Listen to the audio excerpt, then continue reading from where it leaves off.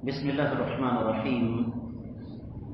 الحمد لله على إحسانه والشكر له على توفيقه وامتنانه، والصلاة والسلام على من أرسله الله بالهدى ودين الحق الداعي إلى رضوانه. قال الله عز وجل بعد أعوذ بالله السميع العليم من الشيطان الرجيم: وَقُومُوا لِلَّهِ قَانِتِينَ. سامعین محترم، نماز ایسی عبادت جو سب سے زیادہ کی جاتی ہے، اور نماز کے حوالے سے پچھلے سبق میں ہم نے استقبال قبلہ کے حوالے سے بات کی تھی. آج کائنات کے امام صلی اللہ علیہ وسلم کی نماز کے سلسلے میں ہمارا دوسرا موضوع ہے، اور وہ ہے قیام. قیام کا لفظی معنی ہے کھڑے ہونا. اور آگے بڑھنے سے قبل میں یہ بات بتا دوں کہ قیام عبادت ہے، اور عبادت کا حقدار کون ہے جی؟ اللہ رب العزت. بڑی عام سی بات ہے ہمارے ہاں. غیروں نے ہمیں یہ تحفہ دیا کہ اگر کوئی آئے تو ہم کھڑے ہو کر اس کا استقبال کرتے ہیں. حدیث میں آتا ہے جو شخص یہ پسند کرتا ہے کہ لوگ اس کے استقبال کے لیے کھڑے ہوں، وہ اپنا ٹھکانہ جہنم بنا لے.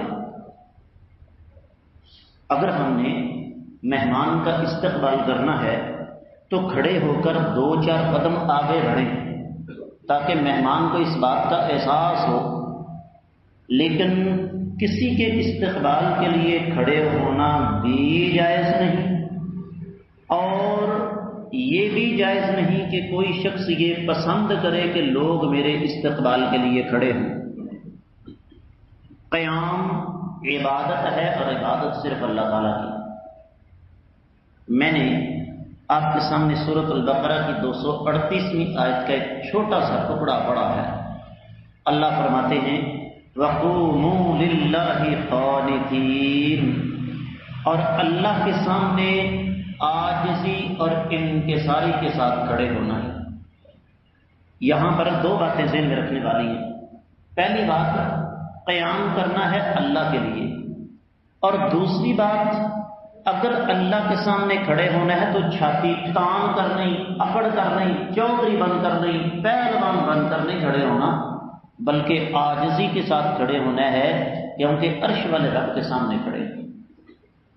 اور ایک اور بات یہاں ذہن میں رکھیے گا، ہماری انگریزی زبان میں جس کو کہتے ہیں نا پریئر پوزیشن، نماز والی پوزیشن، یہ صرف اللہ کے لیے خاص ہے. کسی اور کے لیے ہم ہاتھ باندھ کر کھڑے نہیں ہو سکتے. اللہ کے رسول صلی اللہ علیہ وسلم اللہ کے سامنے کھڑے ہوتے تو دیکھنے والوں نے اس بات کی گواہی دی ہے کہ نبی کریم صلی اللہ علیہ وسلم جب کھڑے ہوتے تو پتہ یہ چلتا کہ ایک اللہ کا بندہ اپنے پیدا کرنے والے رب کے سامنے کھڑا ہے. اب ہمارے ہاں سلسلہ کیا ہے؟ ہم اللہ کے سامنے کھڑے ہیں، اور کھڑے کیسے ہیں؟ توجہ کیجیے گا. ایک ٹانگ پر ٹیڑھے ہو کر کھڑے کس کے سامنے ہیں؟ اپنے پیدا کرنے والے رب کے سامنے. اور ہمیں اللہ کے سامنے کھڑے ہونا بھی نہیں آتا. میں نماز پڑھاتے ہوئے کیوں کہتا ہوں کہ درمیانی فاصلہ ختم کر لیجئے، پاؤں سیدھے قبلہ رخ کر لیجئے. کیوں کہتا ہوں؟ اس لیے کہ ہمیں آج تک کسی نے بتایا نہیں کہ اللہ کے سامنے کھڑے کیسے ہوا جاتا ہے. 2 باتیں یہاں ذہن رکھیے. ایک تو یہ کہ جب اللہ کے سامنے کھڑے ہیں، چہرہ بھی قبلہ کی طرف، سینہ بھی قبلہ کی طرف، اور ہمارے پاؤں کا رخ بھی قبلہ کی طرف ہونا چاہیے. دوسری بات یہ ہے کہ جب پاؤں سیدھے قبلہ رخ ہوں گے تو جس انداز سے نبی علیہ السلام نے ہمیں صف بندی کا حکم دیا ہے، آگے مسئلہ آ رہا ہے، بالکل اسی طریقے سے صف بندی ہوگی. کل کے سبق میں یہ بیان کر چکا ہوں کہ نماز اللہ کے ہاں وہ قابل قبول ہے جو نبی علیہ السلام کے طریقہ کار کے مطابق ہے. اسی طریقے سے اللہ کے رسول صلی اللہ علیہ وسلم کی یہ ہمیں تعلیم ہے کہ اگر تم اللہ تعالیٰ کے سامنے کھڑے نہیں ہو سکتے، کھڑے ہو کر نماز نہیں پڑھ سکتے، پہلے فرمایا وَقُومُوا لِلَّهِ قَانِتِينَ، اللہ کے سامنے کھڑے ہو۔ آگے فرمایا فَإِنْ خِفْتُمْ فَرِجَالًا أَوْ رُكْبَانًا، اگر تمہیں ڈر ہو، خوف ہو دشمن کا، تو پیدل ہو یا سوار ہو تو جیسے مردی نماز ادا کر لو۔ فَإِذَا أَمِنْتُمْ فَاذْكُرُوا اللَّهَ كَمَا عَلَّمَكُمْ مَا لَمْ تَكُونُوا تَعْلَمُونَ، اگر تم امن کی حالت میں ہو، جس طرح کہ ہم یہاں امن کی حالت میں بیٹھے ہوئے ہیں، تو فرمایا اللہ کا پھر اس طرح ذکر کیا کرو جس طرح اللہ نے تمہیں سکھایا ہے، وہ باتیں سکھائی ہیں جو تم نہیں جانتے تھے۔ اسی طریقے سے اگر کوئی انسان بیمار ہے، کھڑا ہو کر نماز ادا نہیں کر سکتا، تو وہ بیٹھ کر نماز ادا کر سکتا ہے۔ اور ایک روایت نوٹ کر لیجئے، نبی کریم صلی اللہ علیہ وسلم نے ارشاد فرمایا ان کتم آنفا لتفعلون فعل الفارس والروم یقومون علی ملوکہم وہم قعود فلا تفعلوا، فرمایا میں نے نوٹ کیا ہے کہ تم اس لیے اس طریقے سے کھڑے ہوتے ہو جس طرح کے فارسی، رومی، عیسائی، آتش پرست فارس، یہ جو مجوسی ہیں، اپنے بادشاہوں کے لیے کھڑے ہوتے ہیں، تم ایسے کھڑے نہ ہوا کرو، میں تمہیں اس سے منع کرتا ہوں۔ ایک اور حدیث میں ہے، فرمایا امام اس لیے بنایا ہے اللہ تعالیٰ نے کہ اس کی پیروی کی جائے۔ ہمارے ہاں یہ سلسلہ نہیں ہے، ہمارے ہاں امام لفظ اللہ کہتا ہے، ہم بڑا مسجد میں جا گرتے ہیں، یہ طریقہ غلط ہے۔ فرمایا امام اس لیے بنایا گیا ہے کہ اس کی اتباع اور پیروی کی جائے، جب رکوع کرے تو تم بھی رکوع کرو، اور جب سر اٹھائے سجدے سے تو تم بھی سر اٹھاؤ۔ اور ایک اور حدیث میں ہے، نبی کریم صلی اللہ علیہ وسلم نے ارشاد فرمایا کھڑے ہو کر نماز پڑھو، اگر تم نہیں کھڑے ہو کر پڑھ سکتے تو بیٹھ کر پڑھو، اور اگر بیٹھ کر بھی نہیں پڑھ سکتے تو لیٹے لیٹے نماز ادا کرو۔ ایک اور حدیث سن لیجئے، اللہ کے رسول صلی اللہ علیہ وسلم نے ارشاد فرمایا، صحیح بخاری اور سنن ابی داؤد کی حدیث ہے، فرمایا جو بندہ کھڑا ہو کر نماز پڑھے وہ سب سے افضل ہے، اور جو بیٹھ کر نماز پڑھے اس کے لیے آدھا اجر ہے کھڑے ہونے والے کی نسبت، اور جو بلا عذر لیٹ کر نماز پڑھے اس کو بیٹھ کر نماز پڑھنے والے بندے کی نسبت بھی آدھا اجر ملے گا۔ اس کا مطلب کیا ہوا؟ یہ جو ہمارے یہاں یہ سلسلہ ہے نا، جائیے معزز علماء کرام سے سوال کیجئے کہ حضور والا یہ جو ہم بیٹھ کر نفل پڑھتے ہیں، کیا ان کا ہمیں پورا اجر ملتا ہے جبکہ ہمارے پاس عذر بھی کوئی نہیں؟ ایک ہے کوئی بندہ بیمار ہے، ٹانگوں میں تکلیف ہے یا اور کوئی مسئلہ ہے، وہ ایک الگ بات ہے۔ بغیر عذر کے اس حدیث کے مطابق اگر کوئی شخص بیٹھ کر نماز پڑھتا ہے تو کھڑے ہونے کی نسبت اس کو آدھا اجر ملے گا۔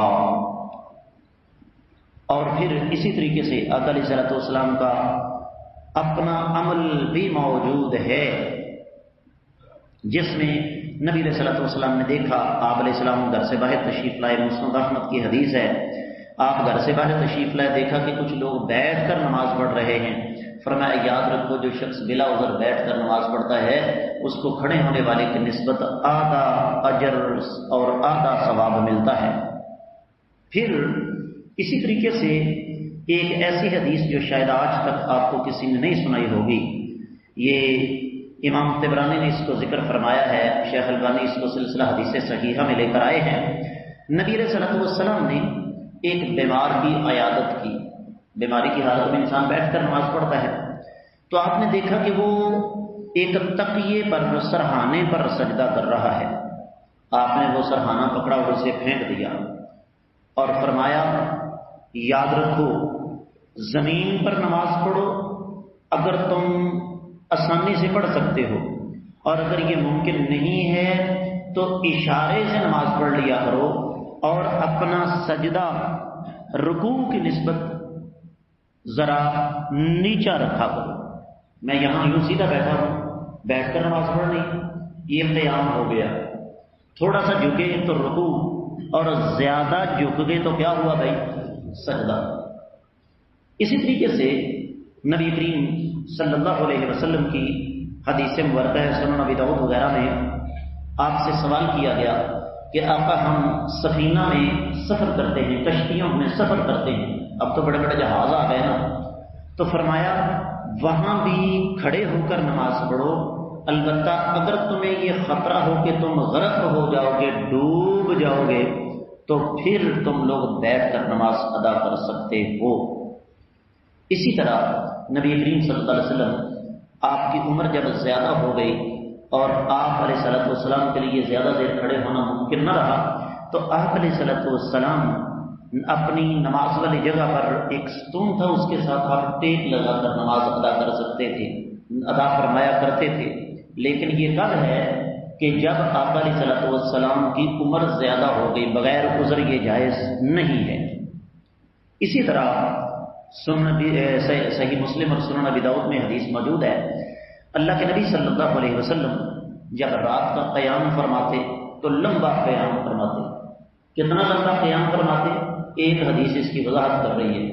سیدنا عبداللہ بن عباس رضی اللہ تعالیٰ عنہ فرماتے ہیں میں نے ایک دفعہ یہ فیصلہ کیا کہ میں نبی کریم صلی اللہ علیہ وسلم کے ساتھ آج رات قیام کروں گا. کہتے ہیں میں کھڑا ہو گیا، نبی علیہ السلام نے سورۃ الفاتحہ پڑھی، پھر سورۃ البقرہ پڑھی 3.25 پارے، پھر سورۃ النساء پڑھی تقریباً 12.25، پھر آپ نے سورہ آل عمران پڑھی جو وہ بھی 12.25 ہے. اتنا لمبا قیام ہوتا تھا، یہ ایک رکعت کی بات ہو گئی ہے. تو اس کا مطلب یہ ہوا کہ نبی علیہ السلام کا قیام بہت طویل ہوتا تھا، ایسے نہیں پاؤں میں سوجن آ جاتی تھی، ورم آ جاتا تھا. تو حدیث میں آتا ہے نبی علیہ الصلوۃ والسلام لمبا قیام فرماتے. اور ایک وقت ایسا آیا کہ جب آقا علیہ السلام کے لیے لمبا قیام کرنا ممکن نہ رہا تو آپ علیہ الصلوۃ والسلام پھر قیام کرتے، بیٹھ کر لمبی قرات کرتے، اور جب آپ نے رکوع کرنا ہوتا تو آپ کھڑے ہو جاتے. ظاہر بات ہے اس چیز کا تعلق جو ہے وہ نفل نماز کے ساتھ ہے، فردوں میں ایسا نہیں ہو سکتا. اسی طریقے سے یہاں پر ایک اور مسئلہ سمجھنا ضروری ہے. صحیح بخاری اور صحیح مسلم وغیرہ میں حدیث آتی ہے، سنن ابی داؤد، سنن ابن ماجہ کا حوالہ ہے کہ اللہ کے نبی صلی اللہ علیہ وسلم نے ننگے پاؤں بھی نماز ادا فرمائی ہے اور جوتا پہن کر بھی نماز ادا فرمائی ہے. یہ باتیں آپ کو کوئی نہیں بتائے گا. ہم نماز جنازہ پڑھنے کے لیے جاتے ہیں اور وہاں پر جس کو دین کا کچھ بھی پتہ نہیں ہوتا وہ کیا جاتا ہے؟ جوتا اتار لو. اور ہماری اکثریت جوتا اتار کے پاؤں کہاں رکھتی ہے؟ جوتے کے اوپر. حالانکہ میں اور آپ اچھی طرح جانتے ہیں کہ جوتے کے اندر والی سطح کا ہمیں یقین ہے کہ یہ پاک ہے، جبکہ جوتے کے اوپر والی سطح کے بارے میں یقین نہیں ہوتا. نبی علیہ الصلوۃ والسلام نے جوتے میں نماز ادا فرمائی ہے. سنن نبی داؤد کی روایت ہے، نبی علیہ الصلوۃ والسلام نے ارشاد فرمایا خالف الیہود، یہودیوں کی مخالفت کرو، فإنہم لا یصلون فی نعالہم ولا خفافہم، وہ اپنی جراتوں کے ساتھ، موزوں کے ساتھ، جوتوں کے ساتھ نماز نہیں پڑھتے، تم کیا کرو؟ پڑھا کرو. اس لیے میں یہ نہیں کہتا کہ آپ ایک مسجد میں جائیں، وہاں پر یہ بچھے ہوئے ہیں، ایئر کنڈیشن چل رہا ہے، صفائی ہوئی ہے، آپ جوتے سمیت مسجد کے اندر گھس جائیں. میں یہ سبق آپ کو نہیں پڑھاؤں گا. لیکن اگر کسی جگہ پر آپ نماز جنازہ کے لیے جاتے ہیں، یا آپ جس طرح کے بیت اللہ ہے، مسجد نبی ہے، اللہ تعالیٰ سب کو زیارت نصیب فرمائے، وہاں سین کے اندر آپ کو پتہ ہے دور دور تک صفیں بنی ہوتی ہیں اور فرش بھی ماشاءاللہ صاف ہوتا ہے، لوگ نماز وہاں ادا کرتے ہیں. تو وہاں پر جوتا اتار کر نماز ادا کرنا ضروری نہیں ہے، یہ قیام کے خلاف نہیں ہے. اسی طرح ایک حدیث میں آتا ہے، سنن ابی داؤد کی روایت ہے صحابہ فرماتے ہیں اللہ کے نبی صلی اللہ علیہ وسلم نے ایک دن ہمیں نماز پڑھائی تو آپ نے نماز کے دوران جوتا اتارا اور اپنے بائیں طرف رکھ دیا. لوگوں نے بھی دیکھا تو انہوں نے بھی جوتے اتار دیے، صفیں تو تھی ہی نہیں. تو جب آقا علیہ الصلوۃ والسلام نے سلام پھیرا تو دیکھا کہ لوگوں نے جوتے اتار رکھے ہیں. فرمایا تمہیں کیا ہوا ہے؟ فرمایا آقا ہمیں تو صرف اتنا پتا ہے کہ آپ کا ہر کام اللہ کے حکم سے ہوتا ہے. آپ نے نماز میں جوتے اتارے، ہم نے سوال ہی نہیں کیا کہ آپ نے جوتا کیوں اتارا ہے، ہم نے آپ کی پیروی کرتے ہوئے جوتے اتار دیے. فرمایا سنو، جبریل میرے پاس تشریف لائے اور مجھے بتایا کہ آپ کے جوتے کے ساتھ کوئی ایسی چیز لگی ہے جو صحیح نہیں ہے، تو اس لیے میں نے جوتا اتار دیا. جب تم میں سے مسجد میں آئے تو اپنے جوتوں کو دیکھ لے، اگر اس میں کوئی چیز گندی لگی ہوئی ہو تو اس کو زمین کے ساتھ اچھی طرح رگڑ لے. اس طریقے سے جوتا جو ہے وہ پاک ہو جائے گا. اس سے ایک اور بات بھی ہمارے سامنے آئی کہ اگر ہم نماز پڑھ رہے ہیں اور ہمیں اس بات کا خدشہ ہے کہ شاید ہمارا جوتا چوری نہ ہو جائے، کوئی لے نہ جائے، تو اس کو اگر ہم نے پاس رکھنا ہے تو دو شکلیں ہیں، یا تو اپنی دونوں ٹانگوں کے درمیان رکھیں یا پھر اس کو اپنے بائیں طرف رکھیں. جوتے کو دائیں طرف پر رکھنا جائز نہیں ہے. اسی طریقے سے ایک اور مسئلہ آ جاتا ہے. نبی کریم صلی اللہ علیہ وسلم نے بوقت ضرورت ایک دفعہ اپنے ممبر پر بھی قیام فرمایا ہے. اللہ نے چاہا تو یہ نماز کا سلسلہ جاری رہے گا. اللہ تعالیٰ سے دعا ہے رب کائنات ہمیں سنت کے مطابق اپنی نمازوں کو استوار کرنے کی توفیق عطا فرمائے. اقول قولی ھذا وآخر دعوانا ان الحمد للہ رب العالمین.